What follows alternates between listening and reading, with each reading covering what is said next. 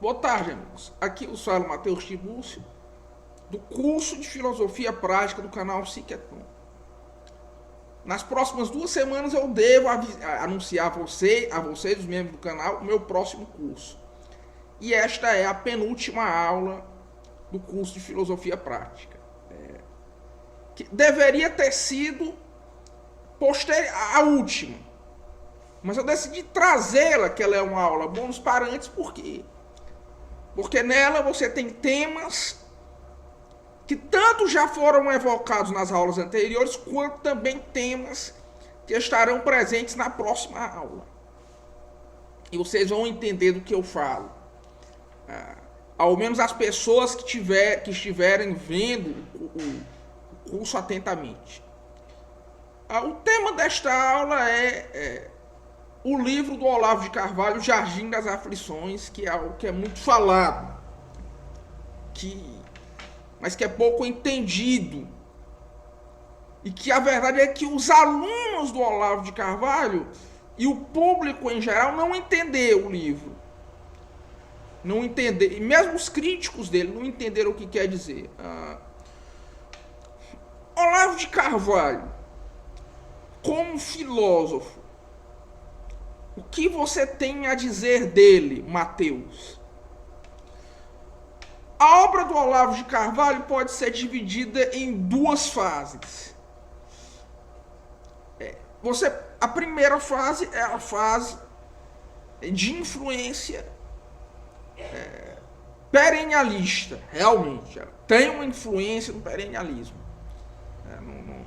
Ele foi aluno do Fritjof Schuon, foi iniciado na Tariqa do Schuon, ele participou disso aí, em grande parte, ele mesmo admite que uma grande parte das coisas que ele escreveu foram mais para agradar a seita do que propriamente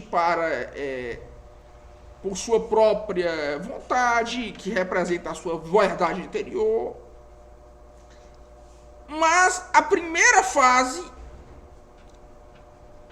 é talvez a melhor fase do Olavo de Carvalho enquanto filósofo. Aqui é onde ele está no seu melhor. A segunda fase é a fase em que o Olavo ele se converte.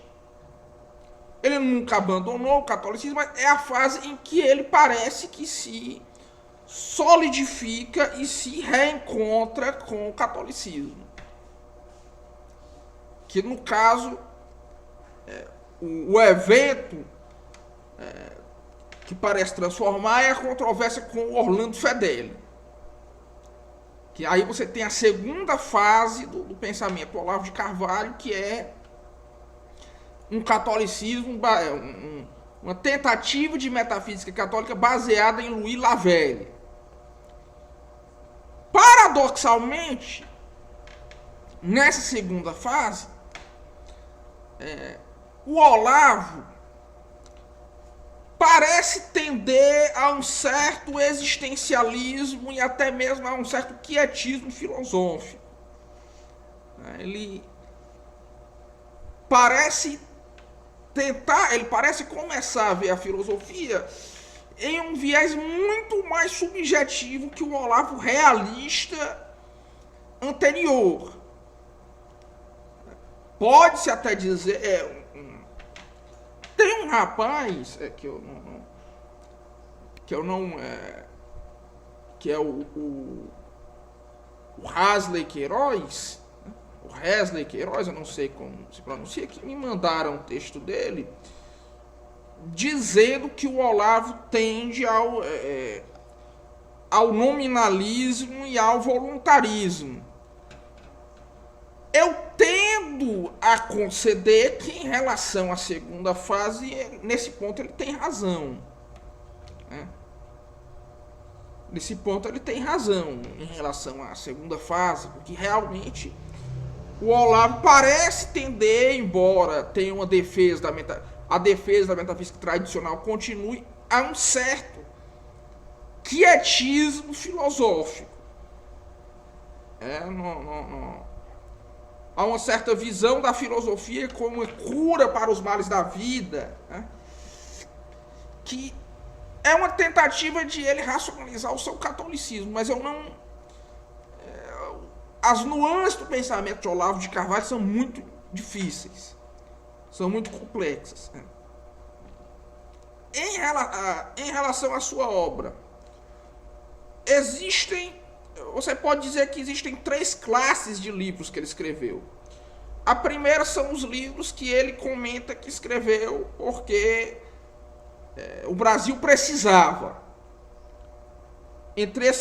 Que são livros que eles falam do Brasil, nem tanto de problemas gerais, embora ainda contenham insights a esse respeito, né? Entre esses livros você tem As Cartas de um Terráqueo ao Planeta Brasil, O Imbecil Coletivo, O Imbecil Coletivo 2, que é uma obra que nunca foi reeditada e que é muito obscura no meio da direita, por razões não muito claras. O Olavo mutilou essa obra e a dividiu em várias partes, o que é algo muito estranho, porque essa obra contém alguns insights muito interessantes. Partes dela, alguns artigos foram publicados no mínimo que você precisa saber para não ser um idiota. As outras partes, a outra parte foi lançada agora em um livro chamado O que Sobrou do Imbecil, que foi publicado pela editora Vide, que é do Olavo de Carvalho. Mas mesmo essa edição não foi muito divulgada. Não sei porquê. Eu acho que tem alguma coisa lá que o Olavo ele não gostou, que ele não acha que seja mais tão relevante, que não me parece esse o caso de maneira alguma. Não sei, já me disseram que é porque é um livro mal escrito. E realmente é um dos livros em que o Olavo tem, apesar de você ver nele os insights, uma quantidade muito grande de insights, desse livro você tem uma quantidade muito grande de... espera aí, só fazer aqui uma coisa. Espera aí, rápido, espera. Só...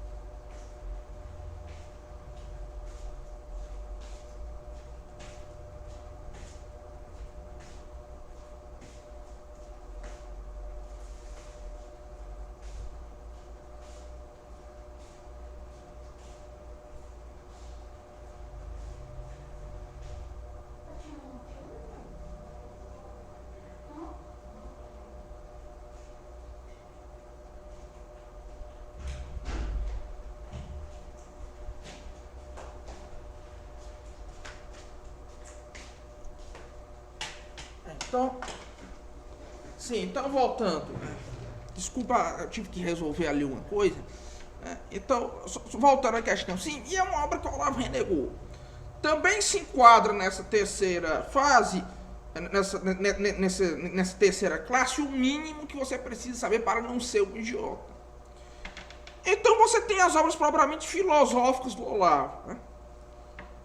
Entre as quais as mais fáceis estão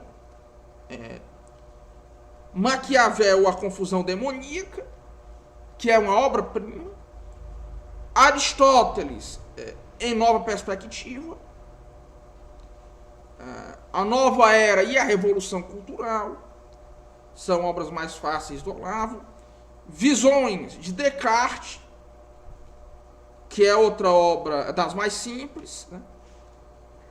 E nas mais difíceis você tem as preleções sobre o psicologismo de Edmund Husserl,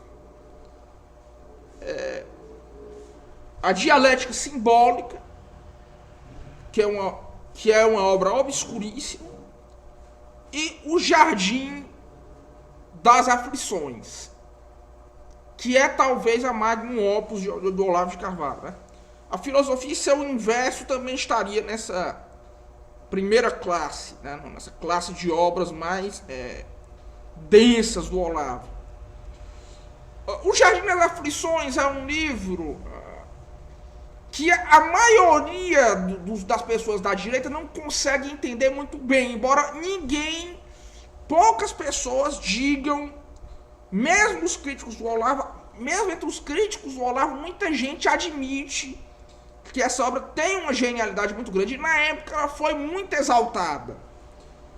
Então, em que contexto o Olavo escreveu essa obra? Nesse tempo, você tinha uma campanha de que eu já falei aqui na aula em uma aula anterior, que é a ética na política. Se criou no Brasil esse debate biônico de ética, um debate artificial, com o plano de fazer o impeachment do Fernando Collor de Mello. Que foi aí que se criou essa obsessão por ética no Brasil, que gerou o coaching. Que o coaching, ele teve uma trajetória clássica no Brasil, já explico esse conceito, e agora ele voltou com força total. Teve uma queda, agora está de volta. Então, o idealizado, essa campanha da ética na política, ela foi lançada em um ciclo de conferências que teve no MASP, que lá estiveram Marilena Chauí, lá esteve Paulo Arantes, todo esse povo da filosofia acadêmica da USP, que foi quem escreveu o grupo dos tradutores da coleção Os Pensadores. E o idealizador maior dessa campanha foi um indivíduo chamado José Américo Mota Peçanha. Foi o compilador geral, o editor geral da coleção Os Pensadores. Ele foi o pai dessa baboseira que você tem em ética no Brasil. Ele deu a primeira... Você teve, nesse ciclo de conferências, 2 palestras sobre a ética na filosofia antiga. Uma foi sobre a tragédia grega. Sobre a ética na tragédia grega. Que é um tema em que também o brasileiro tem uma obsessão por causa disso. E a segunda foi sobre o epicurismo. O Olavo começa, já tem uma coisa estranha aí, porque você não falou do platonismo, do aristotelismo e do estoicismo, que são as 3 correntes mais importantes da ética helênica. Por que é que você fala logo do epicurismo? E o José Américo Mota Peçanha, ele dizia, você tem essa conferência na internet, que o epicurismo é a solução de todos os problemas da vida. Então, qual é a tese do Jardim das Aflições, do Olavo de Carvalho? Que o epicurismo, ele é um fenômeno que se repete na história sob formas diversas. E que ele acabaria sendo um instrumento para a religião civil do futuro.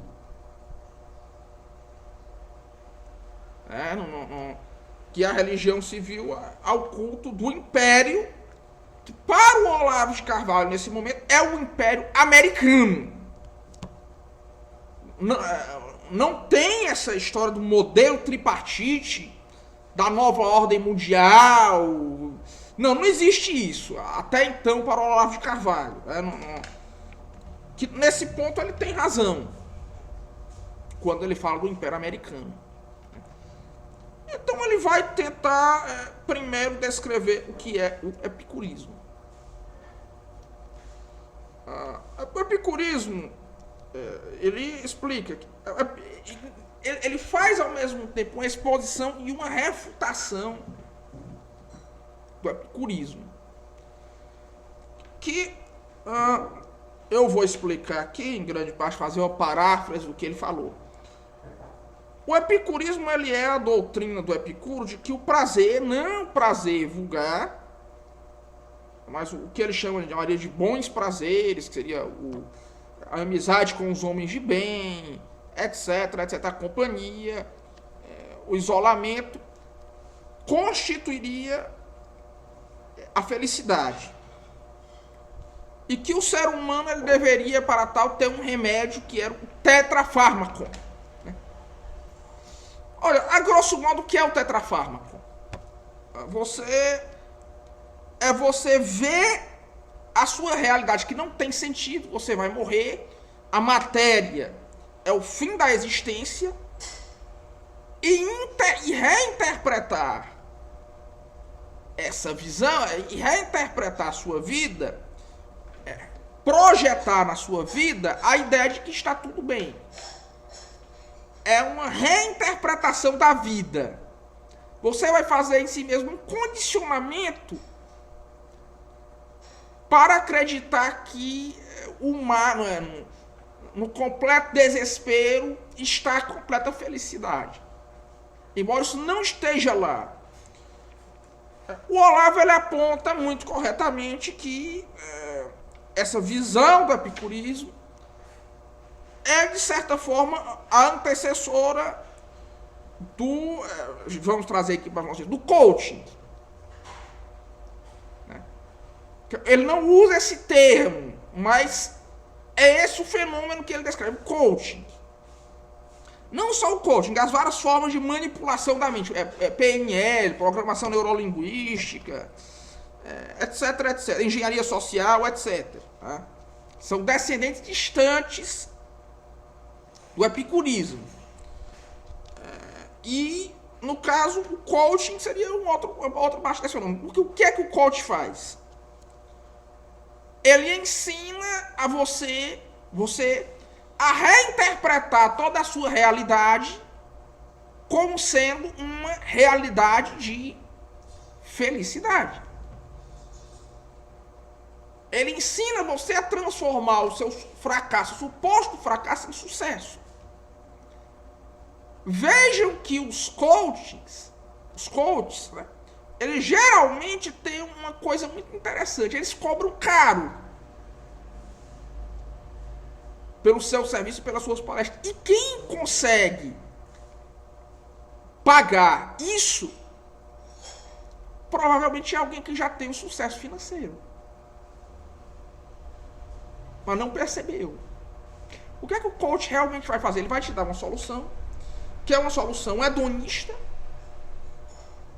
Você estará lá no meio, no convívio dos poderosos, do convívio de não sei mais quem, você buscará os prazeres menores, não vai temer os deuses, essa é a quarta forma do tetrafármaco, não temer os deuses, que o Olavo refuta magistralmente bem essa metafísica do Epicuro, a visão que ele tem da intencionalidade, etc. Eu não queria entrar muito aqui nesse ponto. E você vai transformar a sua vida em uma coisa melhor pelo simples fato de imaginar a sua vida, né? Imaginar o que você tem ao seu redor como sendo uma vida boa. Você vai ser condicionado a reinterpretar essa visão que você tem da realidade como uma coisa boa. Então, na verdade, nada mudou na sua vida. Você só passou a ver o que era ruim como bom. Várias seitas fazem isso, a psicanálise faz isso. Várias seitas, várias terapias, a psicanálise é uma forma desse fenômeno. Ela simplesmente diz que aquilo que você faz de ruim é bom. A cientologia, essa seita aí que o Tom Cruise, o John Travolta fazem parte, o que é que eles fazem? Basicamente eles mudam o seu vocabulário, eles mudam todo o vocabulário da sua cabeça para criar uma outra visão na sua mente de que as coisas que são obstáculos na sua vida, na verdade, são boas. Por exemplo, a alma vira o teta, não sei mais o que. Com esse vocabulário surge um outro efeito mais danoso, que é o quê? Aquele grupo, ou aquela seita tem um controle sobre a sua vida. O que é o Jardim de Epicuro? É uma seita. É uma seita. É uma seita. Em que o Epicuro, inclusive, ele, como o Olavo muito bem demonstra, chegava a um culto da morte. E você passava a interpretar a morte, que para ele era o fim da existência, porque epicuristas são materialistas. Você passava a interpretar a morte com uma alegria, sofrimento com prazer. Não é à toa que os epicuristas, que o Epicuro é uma figura virou uma figura tão exaltada no século XX. Um outro ponto que é interessante que o Olavo também levanta, que é uma figura que pouca gente explicou, pouca gente entendeu, né, desse livro, que se tivesse entendido faria um bem muito grande, é a lógica das aparências, que é a lógica do Epicuro. O que é a lógica epicurista? O que parece ser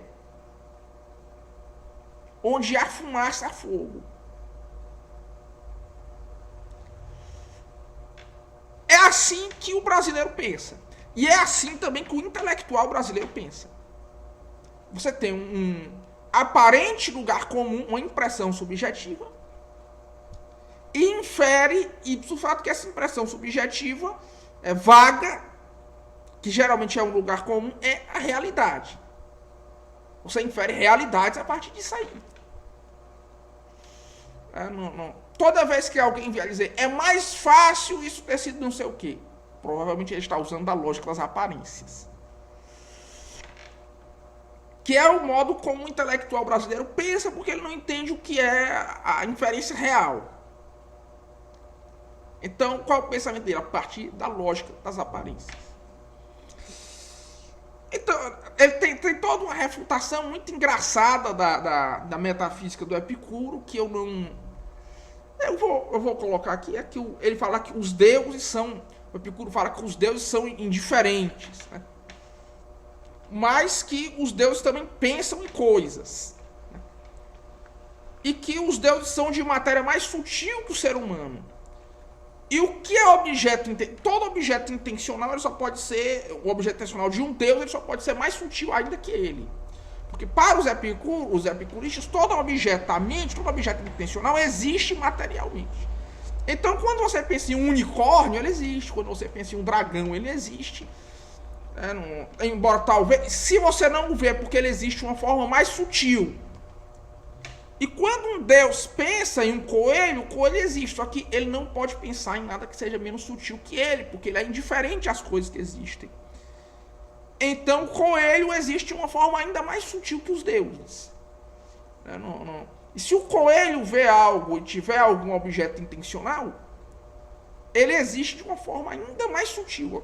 Ou seja, na verdade o que é um materialismo vira um idealismo. Vira um idealismo. O que era para ser um materialismo virou um idealismo. Fora que, como é que pode os deuses, eles não serem conhecidos, ou melhor, eles serem indiferentes às pessoas, ainda assim, eles serem o nosso exemplo moral, nossa causa formal. Como é que nós entramos em contato com eles? Né? Ainda assim, e é a causa final também, que é aproximados de Deus. Ou seja, eles, na verdade, não são indiferentes. Eles têm uma relação conosco. Então, o Epicuro, ele, na verdade, ele é um filósofo muito vagabundo. Mas o que ele faz, a obra dele, se você for ver bem, não exatamente obra, mas a obra não escrita de Epicuro, ela acaba tendo uma tendência que vai desencadear no panteísmo e também na gnose. E um exemplo de um panteísmo materialista, confuso, que é atingido pela obra de Epicuro é Marx. É Marx. Que Marx ele escreve uma tese de doutorado em Iena, sob a direção do Bruno Boer, salvo engano, que é a diferença entre as visões de natureza de Demócrito e Epicuro. Que o Epicuro, ele defende que a matéria, ela no caso, o Marx defende Epicuro, porque o Epicuro fala que a matéria ela é composta de átomos, como o Demócrito. E esses átomos se movem de uma maneira completamente indeterminada. Por quê? Porque eles têm em si um princípio chamado Klinamen. Esse princípio faz com que eles gerem o indeterminado em um mundo de indeterminação. Mas é que está. Faz com que o átomo, a partícula, o átomo possa se mover de qualquer maneira. Mas se você já tem um mundo de indeterminação, então para que precisa o Klinamen? Se não existe determinação. Se não existe determinação, então eles vão se mover de qualquer maneira mesmo. Não precisa de Klinamen, não precisa. Os átomos vão se mover de qualquer maneira, não precisa de Klinamen, não precisa de nada. Fora que se é assim mesmo a física, então a qualquer hora o Klinamen pode espatifar toda a matéria, espatifar todo o universo, porque ele é completamente determinado, e aí não vai mais haver comunismo e nem socialismo, que não vai haver mais nada. Mas qual é a semelhança do marxismo com o epicurismo? Porque o marxismo, e isso o Olavo aponta magistralmente, bem, o marxismo, qual é o princípio dele? A subordinação, a 11ª tese de Feuerbach, que é o filósofo até agora se limitou a observar a realidade, a contemplar a realidade. Agora ele deve transformá-la, nós devemos transformá-la. Numa paráfrase minha. Então, é a subordinação da teoria à praxis. Mas no caso, o que é essa prática? Como é que você subordina a teoria à prática? Porque você, como é que você subordina a teoria à praxis? Como é que você vai agir no mundo sem você conhecer o que é o mundo antes? E a resposta do Olavo é o seguinte, é que na verdade você tem apenas mais uma versão do tetrafármaco. Na praxis você vai, o revolucionário ele, na sua cabeça, cria, ele vê no mundo aquilo que não está lá. Ele passa a reinterpretar o mundo de uma maneira que melhor agrada aos seus instintos. É por isso que o Olavo fala que o marxismo é uma forma do psicologismo. Por que é que o comunismo sempre falha? Eles sempre dizem que não falhou. É porque, na verdade, o revolucionário ele está em um estado de transe. Ele reinterpreta a realidade conforme de uma maneira terapêutica. Porque o que é importante para o revolucionário, na verdade, é a mística do processo revolucionário. É aquela sensação de exaltação que ele busca. Digamos assim, é o tetrafármaco, é o remédio quádruplo de Epicuro.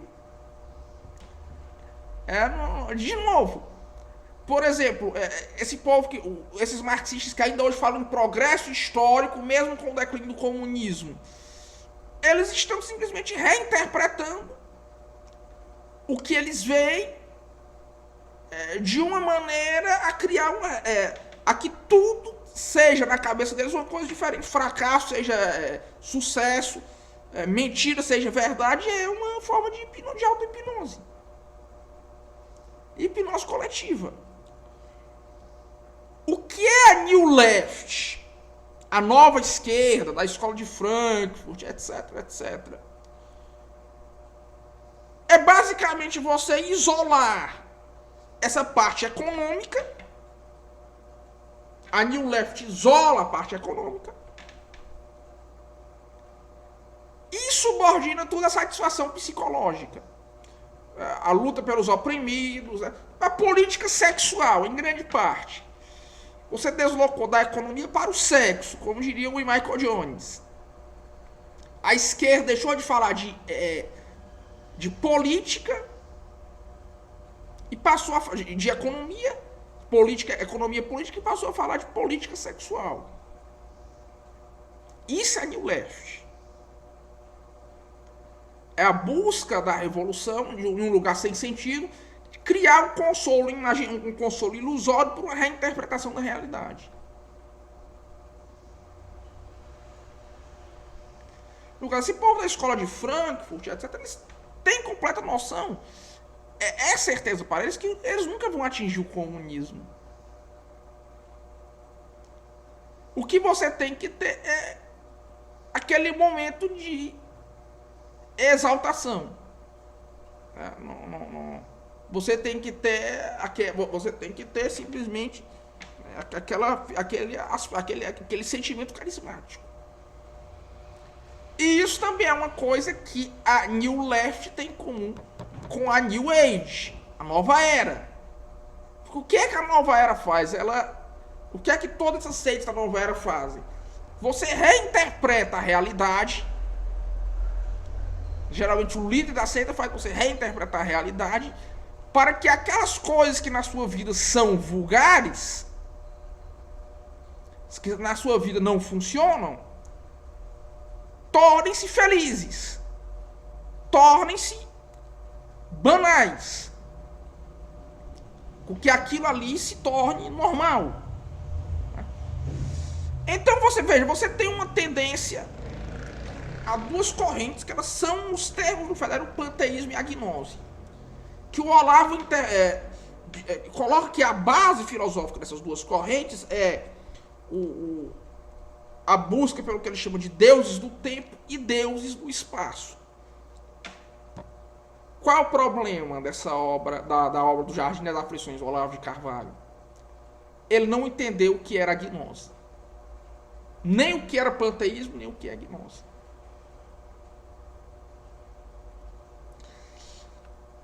Ele associa o gnosticismo. Ele diz que a religião, a New Age, ela converge para a religião civil do Império Futuro. Uma religião biônica em que você tem o culto a si mesmo, que na verdade você tem a manipulação.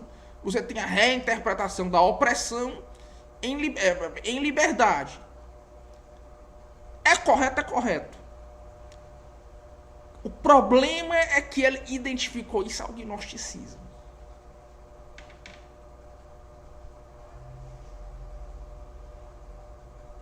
Primeiro que o gnosticismo não é uma religião. Ele disse que o gnosticismo era a religião de mistérios do Império Romano. Religião civil de mistérios. Isso não é verdade. O gnosticismo foi perseguido pelo Império Romano. Duramente, também, em alguns períodos. Embora Juliano Apóstata tenha feito, de fato, esse projeto. Juliano Apóstata tentou usar o gnosticismo, a fusão de gnosticismo e neoplatonismo, para ser a doutrina comum da religião civil imperial. Juliano era o sobrinho de Constantino, que renegou o paganismo o cristianismo pelo paganismo. Voltou ao paganismo. Por isso ele é chamado de Juliano o Apóstata. Ele retornou ao paganismo. Mas o gnosticismo per si ele não foi no seu auge, a religião civil imperial. Então não tem nem o epicurismo. Então essa associação ela é falha. Que ele tenta contrapor o gnosticismo ao que ele chama de religião do indivíduo. Que aí, para o Olavo de Carvalho, o cristianismo ele se expandiu pela contemplação de indivíduos isolados do deserto. Ele fala que não, na verdade, o cristianismo ele começou como uma religião do indivíduo, mas quando ele se expandiu para o poder secular, o poder secular corrompeu a igreja. Isso é uma tese pauperista. Isso é uma coisa extremamente difícil para um católico aceitar. Quando o cristianismo ele adquiriu o poder temporal, ele se corrompeu. Isso é uma tese pauperista. Aqui é uma tese que não faz muito sentido. Ele diz que o cristianismo ele era uma religião do indivíduo. Que, na verdade, o cristianismo se expandiu por uma espécie de união esotérica de vários indivíduos. Que um transmitia os ensinamentos para o outro. Isso nunca existiu. Ele fala que não, o cristianismo se espalhou porque o povo ia para o deserto meditar. Isso nunca existiu. O cristianismo foi, na sua expansão, uma religião urbana. Uma religião urbana por excelência. Os lugares em que o cristianismo se proliferou mais foram as maiores zonas urbanas do Império Romano. Alexandria, Roma, Bizâncio, Éfeso, Antioquia, etc. Lyon. Foram a Cartago, Hipona. Essas eram as regiões em que o cristianismo mais se proliferou. E as regiões em que o cristianismo mais teve dificuldade em se proliferar foram as zonas mais rurais do Império. A zona rural do Império, as regiões rurais, foram as regiões em que você menos teve cristianismo e o teve mais tardiamente. A maioria dos padres da igreja são homens urbanos. Os primeiros padres da igreja, eles são o quê? São homens urbanos e homens da congregação. Orígenes é um homem urbano. São Justino, o Marte, é um homem urbano. Papias é um homem urbano, etc.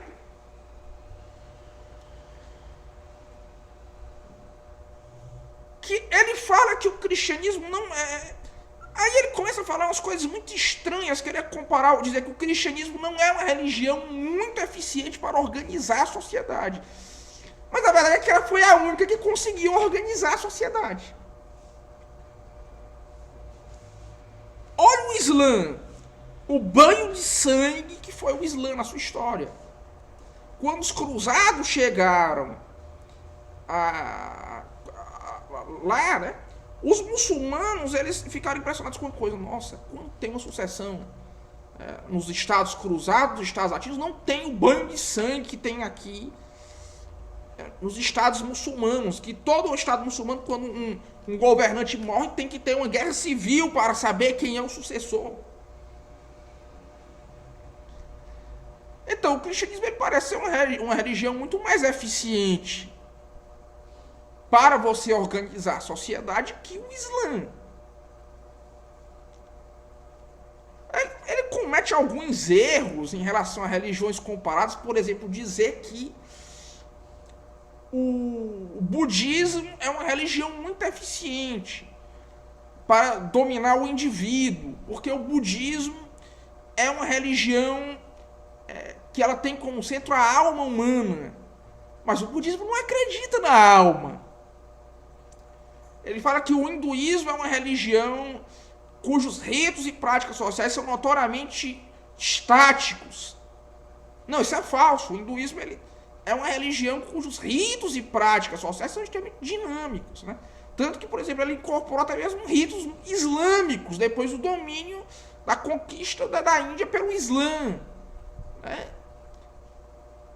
Então, essa tese do Olavo de que o cristianismo é a religião do indivíduo, que o poder imperial a corrompe, que isso aí é uma tese que entrou nos meios perennialistas pelo Julius Evola, que nós vamos fazer aqui um vídeo sobre o Julius Evola já assim que terminar a aula. Né? Vocês vão ver o que é que eu penso do Julius Evola. Isso não faz sentido nenhum. Realmente. E que isso se leve a... Não dá mesmo para levar isso a sério. De falar que Carlos Magno não conseguiu criar um império que pudesse domesticar, que pudesse criar uma ordem para as pessoas. Mas veja que o Sacro Império Romano Germânico ele durou mais de 1.200 anos. Nenhuma dinastia chinesa durou isso tudo. Nenhum império durou isso tudo. A França, que é a outra sucessora, também durou com monarquia mais ou menos o mesmo tempo. Então, você vê que isso aí nesse ponto o Olavo ele entra numa espécie de atavismo perennialista mal resolvido. Veja que Guénon ele é ferrenhamente oposto ao pauperismo, porque Guénon entende que o fim último do homem é Deus, com razão.